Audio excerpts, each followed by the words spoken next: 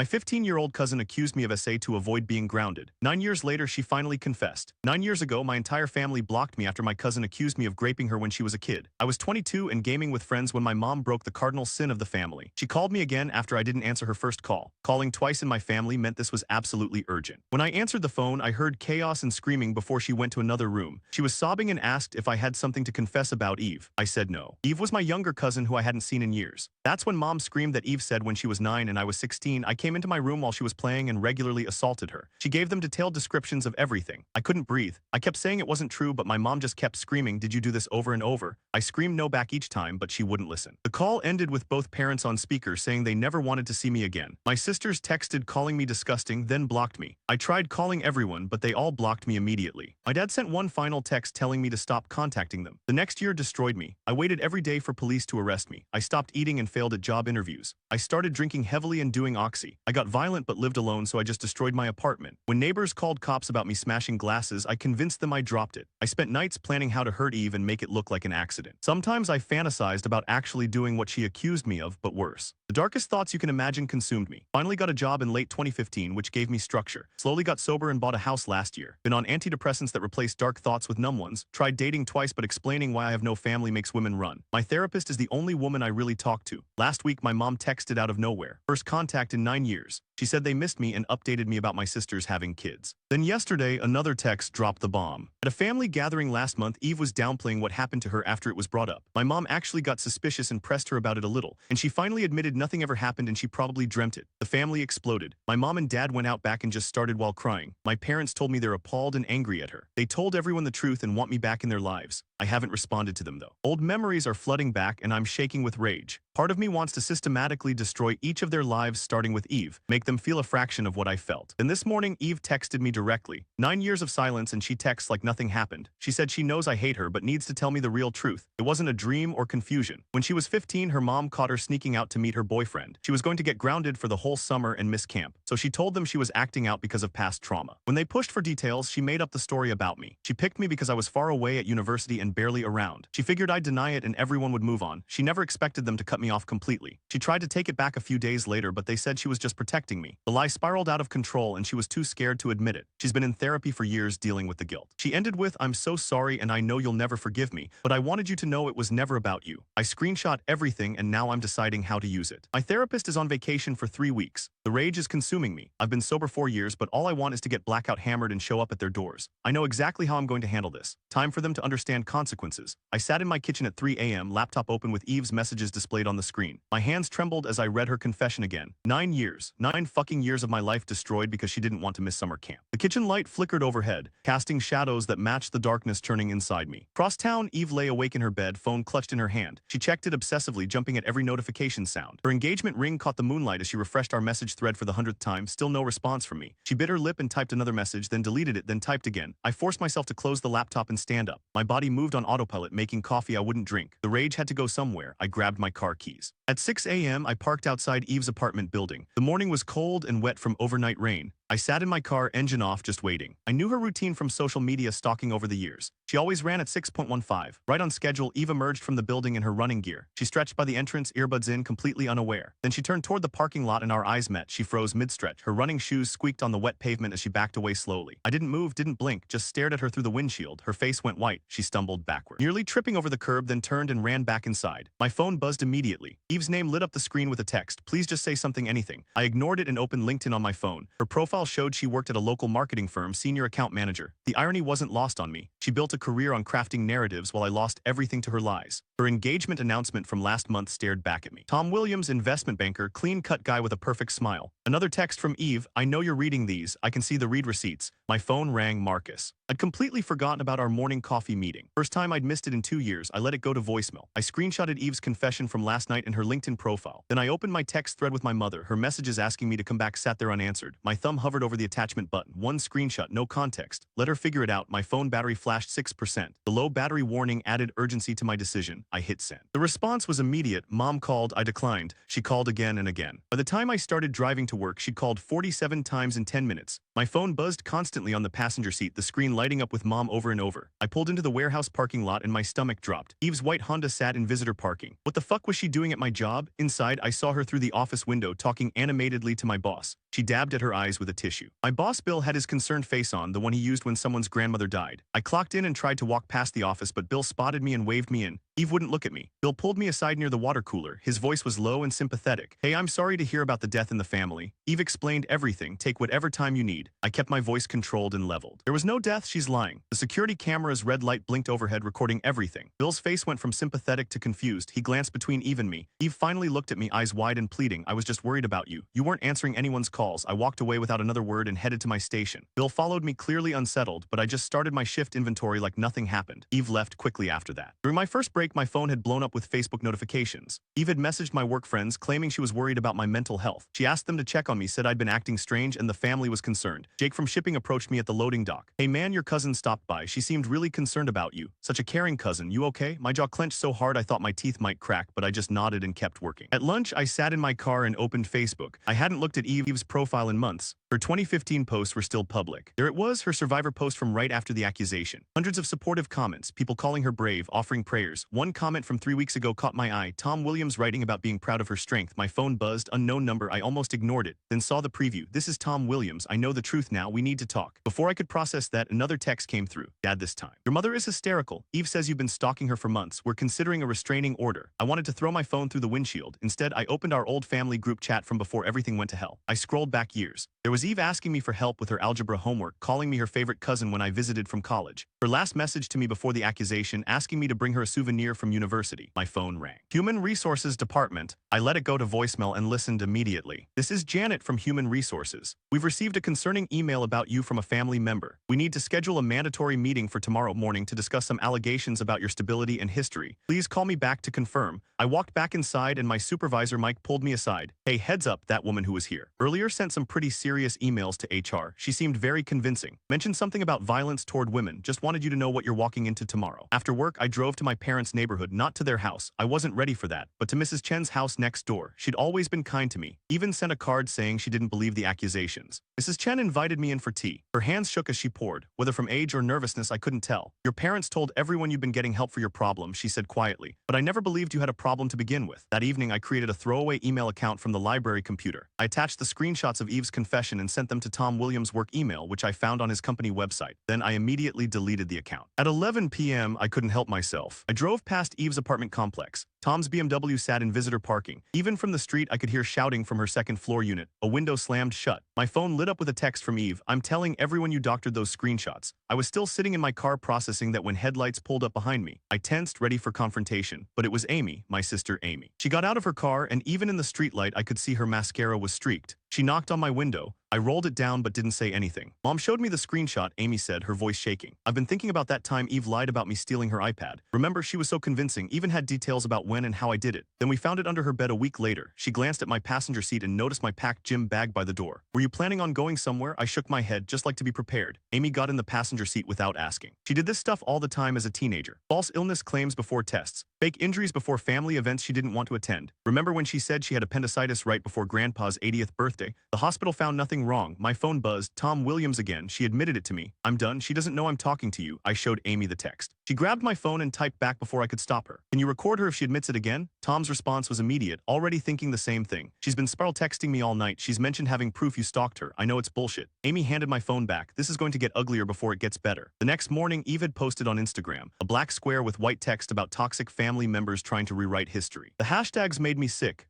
#survivor, #my truth, #healing journey. Within an hour, 3 cousins had texted me asking if the post was about me. One mentioned Eve had been acting weird lately at family functions. I was walking into work when I got another text from Tom. Meeting you at the diner on 5th Street at noon. I have something you need to hear. I arrived at the diner early and took a booth in the back corner. My hands wrapped around a coffee cup I didn't intend to drink. The waitress, Catherine, recognized me from my regular visits and gave me a sympathetic nod. She'd seen me here plenty of mornings after rough nights. Tom Williams walked in exactly at noon. He looked exhausted, his usually perfect banker appearance disheveled. Dark circles under his eyes told me he hadn't slept. He slid into the booth across from me and pulled out his phone. He showed me a voice recording app with dozens of files dated from the past 2 nights. He explained that after receiving my email, he'd confronted Eve. She'd broken down, admitted everything, then immediately tried to spin new versions of the story. He'd recorded all of it. He played one recording where Eve practiced different explanations. In one version, she claimed I'd been harassing her recently. In another, she said I'd threatened her family. Each iteration got more elaborate, more damaging. The manipulation was methodical, calculated. Tom handed me a folder with printed emails between Eve and her best friend, Chloe. They discussed contingency plans for if the truth ever came out. Eve had written detailed strategies for maintaining her victim's status, including claims of recent stalking and threats. Before I could respond, the diner door chimed. Eve walked in, scanning the room frantically. Catherine immediately stepped in her path and loudly announced she didn't serve liars. Eve's face flushed as other patrons turned to stare. She spotted us and tried to approach, but Catherine physically blocked her. Eve left quickly, but not before shooting me a look of pure hatred. My phone buzzed with a text from my sister Bella. Amy had brought her to my house that morning. She wanted to talk. I met them at my place after leaving the diner. Bella was crying before she even got inside. She pulled out a journal from 2015 and handed it to me with shaking hands. She documented Eve's behavior patterns throughout their teenage years, lying about teachers, faking panic attacks, manipulating family members for attention. Entry after entry showed a clear pattern of deception. Bella admitted she'd suspected Eve was lying about me, but had been too scared to speak up. The family's reaction had been so severe, so immediate, she'd convinced herself she must be wrong. That afternoon, I got a Facebook message from Rachel, Eve's college roommate. She'd seen Eve's Instagram post and recognized the manipulation tactics. She had her own proof, screenshots of Eve bragging about destroying someone who'd crossed her. The messages were from our sophomore year of college. Eve had written detailed plans about how she'd ruin someone's life if they ever ignored her. One message made my blood run cold. My cousin learned not to ignore me. I responded carefully to Rachel, maintaining a professional tone despite my rage. She offered to send everything she had. Within an hour, I had chat logs showing Eve's history of false accusations, including one against a professor who'd given her a bad grade. Meanwhile, I had to deal with the HR complaint. I wrote a measured response, ceasing a lawyer friend who'd offered to help. I explained the situation factually, included the evidence of Eve's confession, and maintained complete professionalism. My coworkers noticed my calm demeanor and started asking questions. Word spread quickly through the warehouse about what was really happening. Eve's desperation was escalating. Tom informed me she'd been placed on administrative leave from her marketing firm after he'd shared information about her history of false allegations. Their wedding, scheduled for 3 weeks away, was obviously canceled. She was spiraling. That evening, I was at the grocery store when I felt someone watching me. I turned to see my mother at the end of the aisle. Her hands shook as she approached. She whispered an apology, tears streaming down her face. She was wearing the necklace I'd given her for her 50th birthday. Before we could talk more, Eve appeared from the next aisle. She'd been following my mother. Eve immediately started talking loudly about how I was manipulating everyone, how I doctored evidence. Other shoppers began staring. I stayed silent, remembering the security cameras overhead. My mother looked between us, her face crumbling as she saw Eve's mask slipping. Eve then made an unexpected move. She offered me $50,000 from her trust fund to leave town and start fresh somewhere else. She said it loud enough for others to hear, framing it as generous compensation for a misunderstanding. I pulled out my phone and started recording, making sure she repeated the offer. She did, adding that all I had to do was sign a statement saying the screenshots were fake. That night I received a text from Aunt Linda, Eve's mother. She wanted to talk. Something wasn't adding up with Eve's constantly changing story. We agreed to meet at a neutral location the next day. Tom continued to be a valuable ally. He revealed that Eve had been in therapy since college for compulsive lying and manipulation. During a previous incident involving false accusations against a teaching assistant, her therapy notes had been subpoenaed. He had copies. The pattern was undeniable. I realized that among the extended family, only my parents and Eve's parents still fully believed her. Everyone else was starting to question the narrative. The family group chat that had been silent for years suddenly came alive with discussions. Rachel sent more evidence. Chat logs from a week ago showed Eve planning her plan B if caught lying. She'd claim mental illness. She'd research symptoms, practice stories about dissociation and false memories. The calculation was chilling. Marcus proved to be a true friend when Eve showed up at my workplace again. She'd waited until she saw me heading to the loading dock. Marcus physically placed himself between us, blocking her from entering. He called security while maintaining his position. He told her he knew a predator when he saw one, and it wasn't me. She left before security arrived, but not before several coworkers witnessed her harassment. That night, Marcus shared his own story. He'd been falsely accused by a family member years ago. He recognized the patterns, the manipulation tactics. We spent hours developing a plan to expose Eve safely without endangering actual survivors or making this about revenge. Tom suggested posting everything online, but I refused. This wasn't about public humiliation. It was about truth and protecting others from her manipulation. We agreed to handle everything privately, documenting each interaction for protection but not weaponizing social media. 2 days later, Eve cornered me at a gas station. I was filling up when she appeared beside my car. She leaned in close and said that nobody would believe screenshots could not be faked. It was my credibility against hers, and she was the victim in everyone's eyes. I said nothing, just smiled slightly and pointed up at the security camera directly overhead. Her face went pale. Tom compiled his recordings and created a notarized statement about their conversations. He backed up everything in 3 locations and gave me copies. Eve's confession was now thoroughly documented from multiple sources. The dominoes began falling faster. Eve's best friend Chloe blocked her on everything after Tom shared the truth with her. She sent me an apology saying she'd always felt something was off but had chosen to believe her friend. More family members started reaching out, sharing their own doubts and observations from over the years. Amy created a group chat with family members who believed me. She shared Bella's journal entries. The extended family group chat exploded with discussions.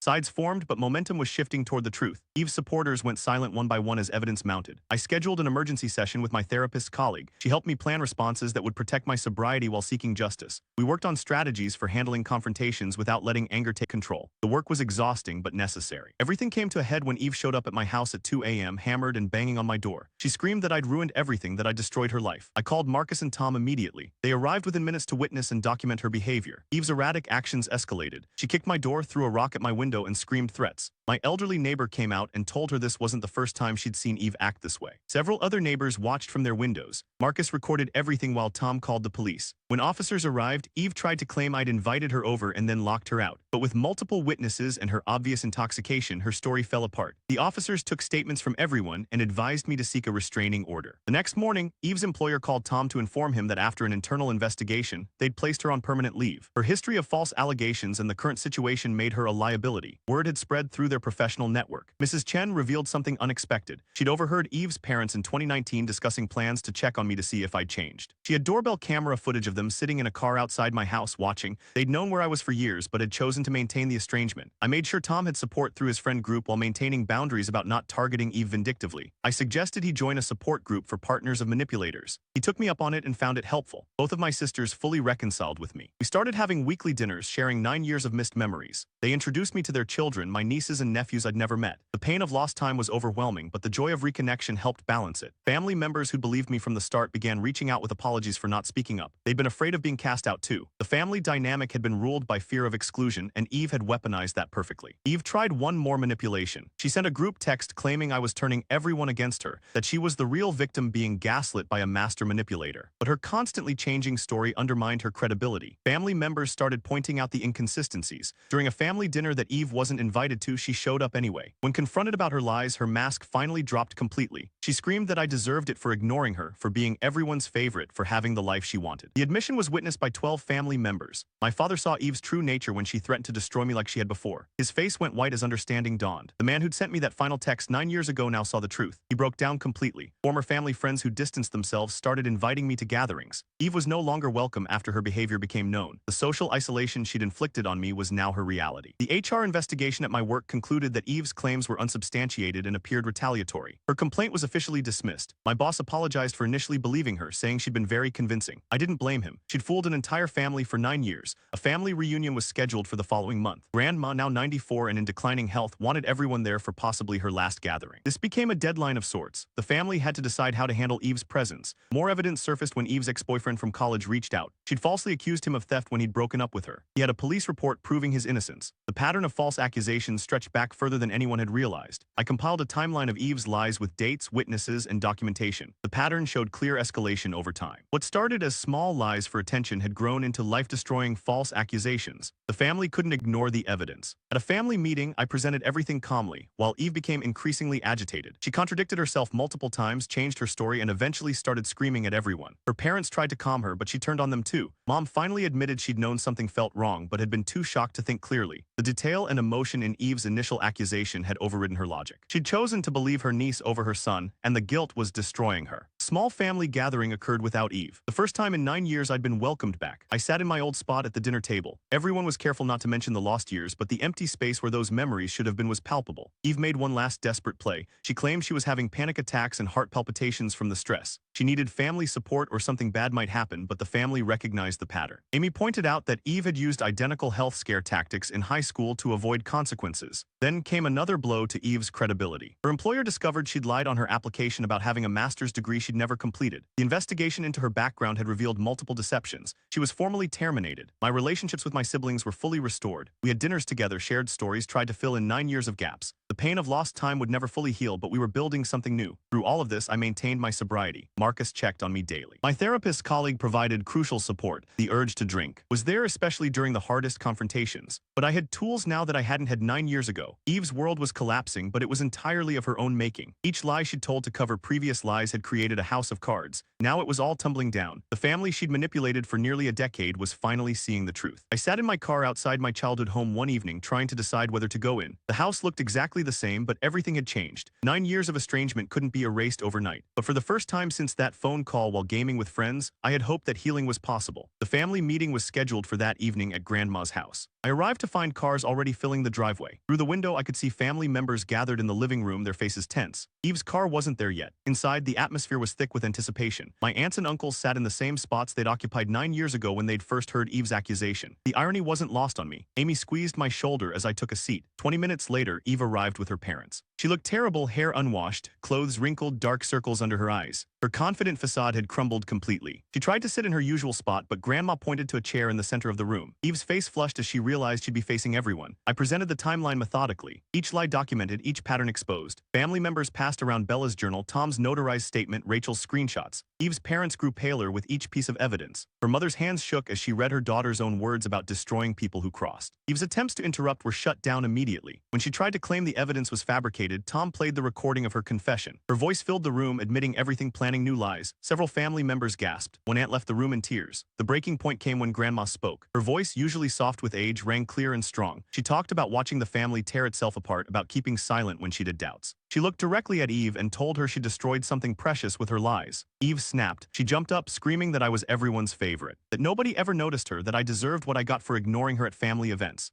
The mask didn't just slip, it shattered completely. She admitted planning the lie because I'd missed her birthday party while at university. 9 years of destruction over a missed birthday. Aunt Linda suddenly stood up, her face white. She left the room and returned minutes later carrying an old diary with a floral cover. Her hands trembled as she flipped through pages. She'd found it while packing Eve's old room for renovation. The entries were damning, detailed plans about making me pay for missing her birthday, for not giving her enough attention. One entry, dated 2 weeks before the accusation, outlined exactly what she'd claim I did. Eve lunged for the diary, but her father grabbed her arm. He took the diary and read aloud, his voice breaking. The premeditation was undeniable. Eve had written about choosing me specifically because I was far away at university, about picking a sexual assault because it would guarantee I'd be cut off completely. She'd even practiced what to tell her parents. The room erupted. Family members who'd been holding back their anger finally let loose. They confronted Eve about other lies over the years. Faked illnesses, false accusations against teachers, manipulation tactics. The pattern stretched back to childhood. Eve's parents sat frozen, watching their daughter's lifetime of deception unravel. Grandma made the decision that would reshape our family. She stood, using her cane for support, and declared Eve unwelcome at any family gathering until she got serious psychiatric help and made genuine amends to everyone she'd hurt. The family matriarch had spoken. Nobody challenged her. Eve's response was immediate and vindictive. She pulled out her phone and showed me a photo, her hand holding a can of spray paint over my car. She threatened that if I didn't publicly forgive her and tell everyone the screenshots were fake, she'd make sure everyone knew I was dangerous. I walked outside without responding. Several family members followed. In the driveway, we found my car already vandalized. Predator spray painted across the hood in red letters, but Eve had made a crucial mistake. Grandma's neighbor had a security camera that covered the driveway. We watched the footage on his phone, Eve spray painting my car just minutes before entering the house. The neighbor, a retired police officer, offered to file a report, but something else was happening. Eve's parents were walking her to their car. Her mother was on the phone with someone, speaking urgently about emergency psychiatric admission. Her father held Eve's arm firmly as she alternated between sobbing and screaming threats. Back inside, the family fractured again. Some members worried we were pushing Eve to a breaking point. My mother wavered, wringing her hands and suggesting we should all just move forward for peace. She kept repeating that Eve was still family, that maybe we could work through this together. The argument split the room. Half wanted to support Eve getting help while maintaining relationships. The other half, led by Amy and Bella, insisted on firm boundaries. Voices raised. Old resentment surfaced. The same dynamics that had allowed Eve's lie to destroy everything were emerging again. I left the house and sat in my vandalized car for over an hour. Through the windshield, I could see my family arguing through Grandma's living room window. 9 years ago, they'd united against me instantly. Now they couldn't agree on how to handle the truth. My phone buzzed with texts from both sides, each trying to pull me into their position. Marcus arrived, having received my location. He surveyed the spray paint damage and shook his head. We sat in silence while I wrestled with the decision. I could push for maximum consequences, press charges, pursue a restraining order, ensure Eve faced legal ramifications, or I could support the mental health intervention her parents were arranging. The decision became clear when Eve's father knocked on my car window. He looked broken, aged a decade in one evening. He explained they were taking Eve for psychiatric evaluation evaluation immediately. She'd threatened self-harm in front of them, scratching at her arms until they bled. They needed family support for an involuntary hold. I made my choice. I would support the mental health intervention but with strict conditions. Eve would need to admit the truth to everyone she'd lied to. The family would maintain a no-contact agreement. She'd have to comply with all treatment recommendations. The boundaries were non-negotiable. Eve's breakdown accelerated in the driveway. She pulled away from her parents and ran toward the street, screaming that she'd rather die than be locked up. Her father caught her before she reached traffic. The scene was chaos. Neighbors watching from windows, Eve fighting against her parents' grip, her mother crying while trying to calm her. An ambulance arrived within minutes. Eve's mother had called during the confrontation. The paramedics approached carefully, speaking in calm tones. Eve alternated between admitting everything and denying it all, claiming we'd driven her to this, that the lies were actually true, that she was the real victim. The inconsistencies in her statements concerned the paramedics enough to support transport for evaluation. As they prepared to leave, Eve made one last manipulation attempt. She told the paramedics I'd been stalking her, that this was all retaliation for rejecting me. But with 12 family witnesses and documentation of her confession, her claims fell flat. The paramedics had seen enough mental health crises to recognize the patterns. The family reconvened at Grandma's house after Eve left. The earlier arguments dissolved into exhausted silence. We sat in the same room where it had all started 9 years ago, processing what had just happened. Grandma broke the silence by asking me what I needed from the family going forward. I laid out my requirements clearly, full acknowledgement of what had been done to me, support for Eve getting treatment but with maintained boundaries, no pressure to forgive or reconcile until I was ready. The family would need to rebuild trust through actions, not words. Most importantly, no more secrets or willful blindness to problematic behavior. 3 weeks later, we gathered again at Grandma's house. Eve arrived with her parents and a therapist from the psychiatric facility. She'd been admitted voluntarily after the initial hold. The therapist explained Eve had been diagnosed with a severe personality disorder requiring intensive long-term treatment. Eve sat in the same center chair, but her demeanor had changed. She appeared medicated, movement slow, and deliberate when asked to address family. She read from a prepared statement. The words were right, admitting the lies, taking responsibility, but delivered without emotion. Mechanical, rehearsed. The therapist revealed Eve's pattern went deeper than anyone had realized. She created elaborate false narratives throughout her life, each one escalating when previous lies succeeded. The accusation against me had been her most destructive lie, but far from her. Only one treatment would take years, with no guarantee of full recovery. Family members asked questions. Eve's responses oscillated between taking responsibility and subtle attempts to shift blame. She claimed mental illness made her lie, then admitted she'd known exactly what she was doing. She apologized, then suggested we'd all overreacted. The therapist took notes, occasionally redirecting when Eve tried to manipulate. Grandma spoke last. Her words cut through Eve's performance. She told Eve directly that lies had consequences, that mental illness didn't excuse conscious choices to destroy lives. She reaffirmed the family's decision. Eve would have no contact with family events for a minimum of 5 years. If she completed treatment and made genuine amends, they could reassess. Eve's final manipulation came as expected. She clutched her stomach, claiming severe pain, suggesting the stress might cause her to harm herself if the family didn't show forgiveness. The room's response was unified. Get help, follow treatment, take responsibility. The days of emotional blackmail were over. The therapist escorted Eve out while her parents signed paperwork. She would return to the facility for continued treatment. As she left, she looked back at me once. No apology in her eyes, just cold calculation, already planning her next move. Some things don't change. I stood in Grandma's backyard afterward with my siblings and cousins. We built a small fire in the old fire pit. I pulled out the folder of evidence, screenshots, printouts, documentation of 9 years of pain. One by one, I fed them to the flames. The ashes scattered in the wind, drifting toward the fence that bordered Eve's childhood home. My mother approached as the last papers burned. She pulled out a photo album from the house, pictures from before the lie, family gatherings, holiday celebrations, my college graduation. 9 years of empty pages followed. She handed me a pen and a stack of recent photos. We began filling the gaps together. 6 months later, I hosted Christmas dinner at my house. The table was full. Parents, sisters, their children, cousins, aunts, uncles. Grandma sat at the head, weaker but still sharp. An empty chair remained where Eve would have sat, holding a photo of our family from before the lie, a reminder of what deception costs and what truth can restore. My girlfriend helped serve dinner. She knew the whole story, had seen me through the final months of rebuilding. My nieces and nephews called me uncle for the first time. The word felt foreign but right. Marcus joined us, practically family now. Tom sent a card. He'd found peace in a support group, started dating again. The doorbell rang during dessert. Everyone tensed, but it was just carolers spreading holiday cheer. We listened from the doorway. My family pressed close together, not the same as before, scarred but healing, broken but mending. Some things can't be restored. 9 years don't come back, but new things can be built on foundations of truth.